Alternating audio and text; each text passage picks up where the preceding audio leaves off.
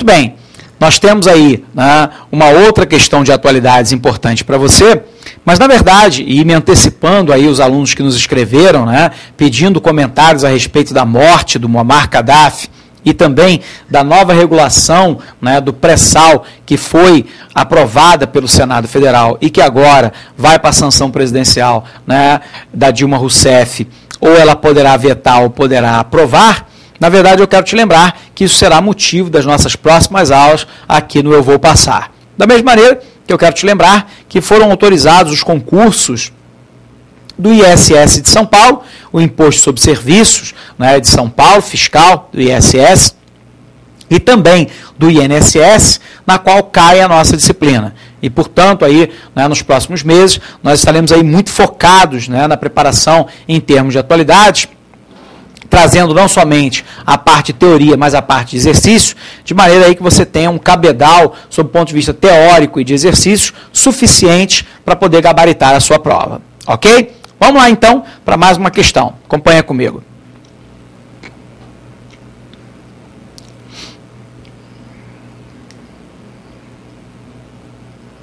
Só um minutinho, né?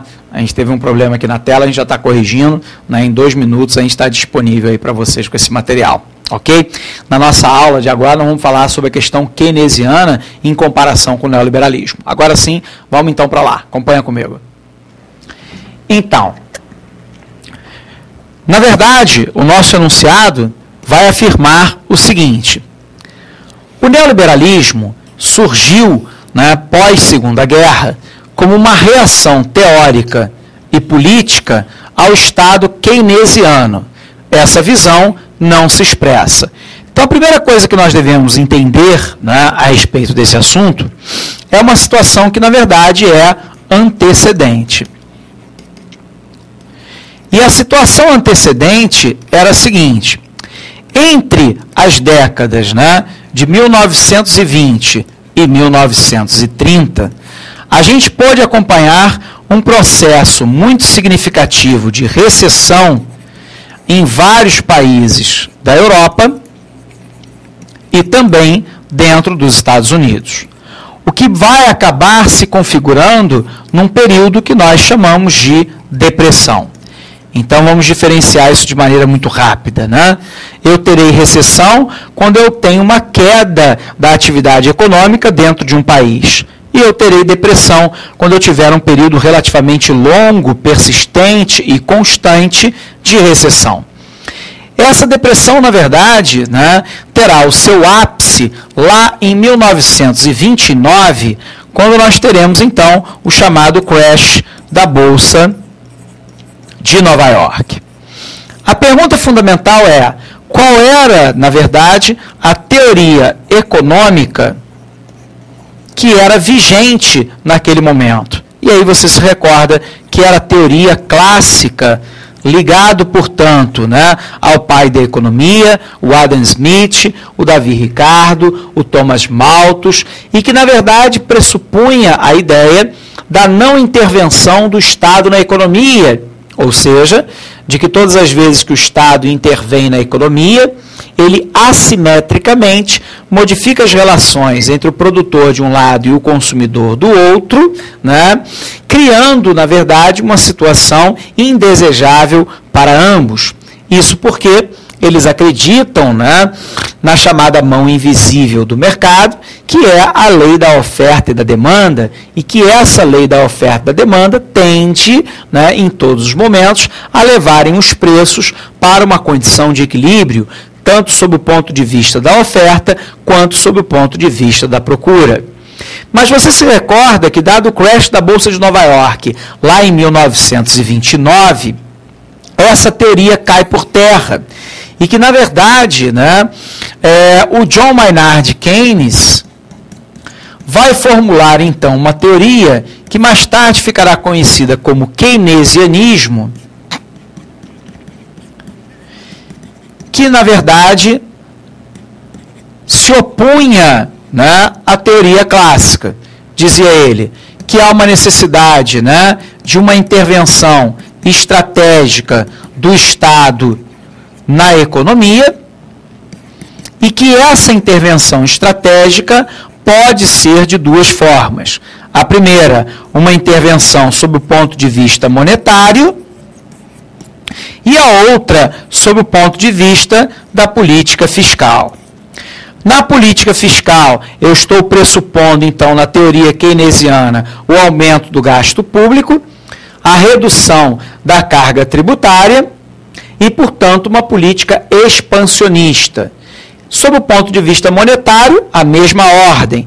Na verdade, eu estou aumentando a liquidez no mercado a partir do momento que eu diminuo a quantidade do compulsório que os bancos têm, na verdade, recolher ao Banco Central e que não sofre remuneração, e diminuindo a taxa de redesconto, ao mesmo tempo que eu estou provocando, sob o ponto de vista fiscal, né, a recompra de títulos públicos, aumentando então a quantidade de dinheiro disponível, de um lado, né, para consumo e, por outro lado, para investimento. Com mais consumo e com mais investimento, a tendência é de que eu tenha a abreviação da situação de depressão ou recessão e, portanto, uma situação de saída desse estado de penúria provocado pelo crash da Bolsa de 1929. Nós sabemos, então, que essa teoria keynesiana ela vai levar à construção de um estado que nós chamamos de estado de bem-estar social, também conhecido como welfare state, e que, na verdade, esse estado de bem-estar social passa a prover, na verdade, saúde e educação de boa qualidade e garantida pelo Estado, da mesma maneira que o seguro-desemprego e as aposentadorias, e, em alguns estados, inclusive a situação da subvenção da conta de energia elétrica e também da aquisição da casa própria. Ocorre que, na verdade, o neoliberalismo, segundo a nossa afirmação aqui, ele vem como um contraponto ao Estado keynesiano, portanto, ao estado de bem-estar social, por considerá-lo um gasto extremamente excessivo e que, na verdade, a superproteção em cima do trabalhador gera, na realidade, uma mão de obra mais leniente e, portanto, menos produtiva, gerando um encarecimento da produção, o que tende a longo prazo a comprometer não só o crescimento, mas também o desenvolvimento econômico. Vamos, então, lá para as nossas questões. A nossa letra A, né, nos diz o seguinte, que, na verdade, né, então vamos voltar lá à nossa pergunta, né, o neoliberalismo surgiu na Segunda Guerra como uma reação teórica e política ao Estado keynesiano. Essa visão não se expressa, então ele quer a incorreta. Então, vamos lá. Letra A. Na existência de políticas sociais ativas que procurem diminuir as desigualdades entre os indivíduos, pois isto acomoda seus beneficiários e arrefece a competição. Então, na verdade, né, nós sabemos que o neoliberalismo ele se opõe à existência de políticas sociais ativas que procurem diminuir as desigualdades entre os indivíduos, pois, segundo, né, os neoliberais, isto acomoda, né, os trabalhadores beneficiados e, portanto, arrefece a competição com uma queda, né, na produtividade dessa mão de obra e, portanto, no aumento dos custos por parte das empresas, que lhe retira, então, competitividade. Com menos competitividade, eu terei tendencialmente menor crescimento econômico, que é o crescimento do PIB, o que deverá representar a longo prazo um menor desenvolvimento econômico. Lembrando a você que desenvolvimento econômico, na verdade, é o crescimento, né, do PIB com a distribuição mais equitativa da renda. Então, o neoliberalismo não se baseia na utilização da política econômica para assegurar a estabilidade dos preços e garantir o cumprimento dos contratos e da livre concorrência. Ora, na verdade, se nós estamos nos baseando na utilização da política econômica para assegurar a estabilidade de preço, eu estou utilizando uma política que, na verdade, não é uma política liberal. Na verdade, a política liberal se baseia na ideia de uma política econômica retirada do ambiente, garantindo, portanto, que a lei, né, da oferta e da demanda funcione. Portanto, a princípio, a resposta da nossa questão é essa letra B, mas vamos analisar as demais. Na recusa em aceitar o exercício, né, das políticas ativas por parte do Estado, quer sejam macroeconômicas, no sentido de estimular, em geral, a atividade produtiva e o emprego, quer sejam políticas setoriais e regionais. Verdadeiro. Na verdade, nós sabemos que o neoliberalismo se opõe a qualquer tipo de intervenção do Estado na economia que gere, na verdade, qualquer tipo de política, né, de aumento de produção e de emprego. Por quê? Porque eles acreditam na mão invisível do mercado, que, por um outro lado, é produzida pela lei da oferta e da demanda. Na livre mobilidade de capitais e de mercadorias, com a derrubada de restrições ao comércio e a livre circulação do capital financeiro. Verdadeiro.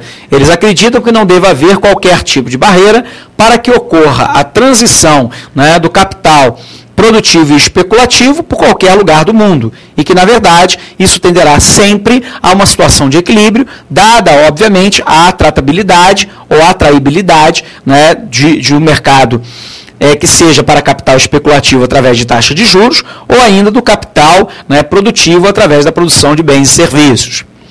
Na descaracterização de qualquer tipo de ação coletiva, em particular de natureza sindical, que são vistas como corporativistas e contrárias ao interesse geral. Verdadeiro, porque na verdade os neoliberais vão afirmar que as medidas, né, oligopolistas por parte dos trabalhadores através de sindicatos cria pressão em cima dos empresários para a majoração dos salários, que por sua vez, a médio e longo prazo, tenderão a ser repassados para o preço final do produto, corrompendo, portanto, o aumento real dos salários que os trabalhadores obtiveram, mas, por um outro lado, gerando mais fenômeno inflacionário. Portanto, se na verdade a pergunta é aquele que unicamente não se refere ao pensamento neoliberal, essa resposta é a letra B de bola, na utilização da política econômica para assegurar a estabilidade dos preços. Isso não é uma política do tipo neoliberal, essa é uma política do tipo keynesiana, da qual a política liberal faz a crítica, e garantir o cumprimento dos contratos e da livre concorrência. Portanto, isso seria uma incoerência, segundo os neoliberais, e assim, essa tese, né, é uma tese, obviamente, que conta com a objeção por parte dos neoliberais, mas parte, né, do apreço dos keynesianos e neo-keynesianos. Ok? Mais uma questão resolvida para você. Forte abraço. A gente se vê na próxima aula. Até a aprovação.